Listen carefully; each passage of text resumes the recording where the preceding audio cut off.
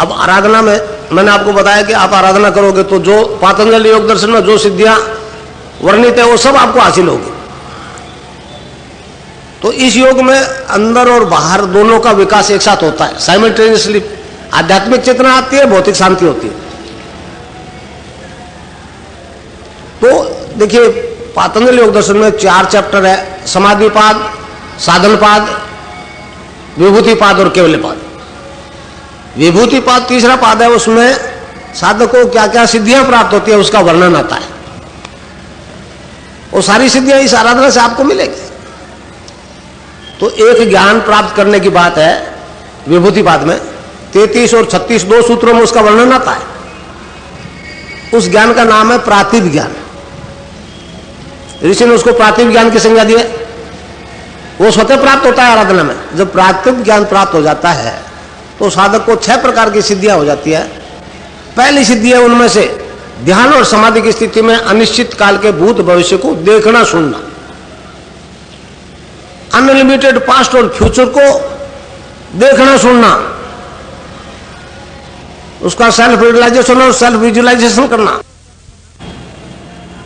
भौतिक साइंस मानती है ना, सिद्धांत स्वीकार कर चुकी जो शब्द बोला गया वो ब्रह्मांड में रहता है। अगर प्रॉपर मशीन हो तो सुना जा सकता। हमारा योग दर्शन कहता है कि जब शब्द है ब्रह्मांड में तो बोलने वाला भी रहा होगा, उसके बिना कैसे आया शब्द, कहां से आया? उसको बोलते हुए देखा सुना जाना संभव है। आगे कहता वो तो पास्ट है, वो तो फिल्म पहले बन गई, डन इज डन, वो अनडन नहीं हो सकता। अनिश्चित काल के भविष्य को देखा सुना जा सकता। मैं नहीं कह रहा, पातंजलि से नई बात कही है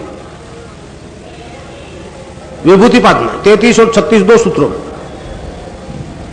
तो अब ध्यान की स्थिति में, समाधि की स्थिति में आप जब इन चीजों को देखोगे, भविष्य को देखोगे, तो भविष्य में होने वाले सारे परिवर्तन देखोगे। जन्मना, मरना, घात प्रतिघात, घाटा नफा सारे देखेंगे। तो इस प्रकार अगर आपको अपने कई परिचित लोगों की डेथ दिख गई, मृत्यु दिख गई, किस कारण से होगी, अप्रोक्सीमेटली उम्र क्या होगी, वो करेक्ट टाइम नहीं मालूम कर सको। वो तो प्रकृति ने अपने अधिकार में रखा है। एक्सीडेंट से होगी कि बीमारी से होगी कि क्या होगी, और वो वैसे ही होती चली जाएगी, क्योंकि मरना तो सभी को है, निश्चित टाइम है सबका। वो एक नहीं सैकड़ों जब ऐसी घटनाएं आपके सामने आएगी तो आपको बड़ा आश्चर्य होगा कि ये मामला तो गड़बड़ है, जो दिख रहा है वही सत्य हो रहा है। और उस वक्त ख्याल आ गया कि ये जा रहे हैं तो तेरे को भी तो जाना है, बट नेचुरली ख्याल आएगा ही आएगा। तो आपको पता लग जाएगा कैसे जाओगे, किस उम्र में जाओगे। जीते जी मृत्यु से साक्षात्कार हो जाएगा। जब दूसरों वाली घटनाएं सही हो रही तो आप वाली गलत कैसे होगी, तब फिर आदमी घबराता है, मौत से बहुत डरता है। कोई नहीं मरना चाहता, मगर एक भी नहीं बच पा रहा। अब जब बच ही नहीं पा रहे, डरते क्यों भाई?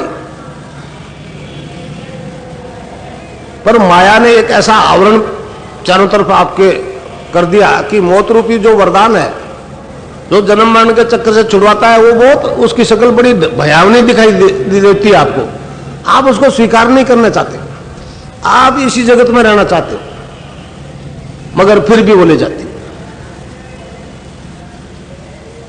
जब आदमी को पता लगा कि इस तरह से मेरी डेथ होगी तो घबरा जाता है, बड़ा सीरियस होता है। फिर प्रार्थना करता है भगवान से, भगवान किसी तरह बचा ले। क्योंकि जब मौत सामने आती है तो जो जीवन भर कबाड़े किए वो सब सामने आ जाते हैं। दुनिया को झांसा दे सकता है, अपना आप कैसे देगा? जो घोटे किए हैं वो अपनी तस्वीर देख के मनुष्य घबराता है और बड़ा कंसंट्रेट हो जाता है, बचा ले भगवान।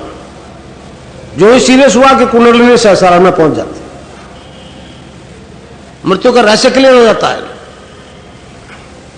कबीरदास ने एक जगह कहा है, जा मरने से जग डरे मोरे मन आनंद, कब मरियो कब पाइयो पूर्ण परमानंद। तो इस वक्त इस तरह से आप जो आराधना करोगे उससे आपका माया का आवरण क्षीण हो जाएगा।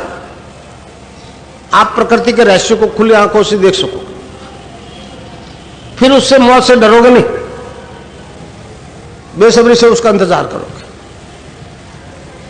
कबीर बेचारे बड़े रहस्यवादी संत थे, गुरु नहीं थे, इसलिए उनमें तो जो परिवर्तन आया वो तो आ गया, मगर वो दूसरे को किसी को परिवर्तन नहीं कर सके। उन्होंने जो वाणियों में भजनों में गाया है बड़ा स्पष्ट शब्द से बोला है। एक वाणी में गाया, जल विच कुंभ कुंभ विच जल है बाहर भीतर पानी, मतलब पानी से घड़ा भरा हुआ है और पानी के अंदर रखा हुआ है तालाब में। घड़े के अंदर भी पानी है, बाहर भी पानी है। जल विच कुंभ कुंभ विच जल है बाहर भीतर पानी, विघटा कुंभ जल जल ही समाना, ये गति विरले न जानी। वो कहता है जी घड़ा पानी से भरा हुआ है, अंदर रखा है तालाब के, अगर घड़ा गल जाए तो बाहर वाले पानी में अंदर वाले पानी में भेद कर सकोगे क्या? वो तो एक हो गया। तो भैया ये शरीर रूपी घड़ा गल जाएगा, आप अपने असली फॉर्म में बदल जाओगे। कोई आश्चर्य नहीं है, कोई अचंभा नहीं है। मनुष्य अपने असली फॉर्म में बदल जाएगा। महर्षि अरविंद की भविष्यवाणी है, आगामी मानव जाति दिव्य शरीर धारण करे, ये फिजिकल बॉडी डिवाइन रूप में बदल जाएगी। ये साइंस वाले बड़े आश्चर्य करेंगे, क्या करा?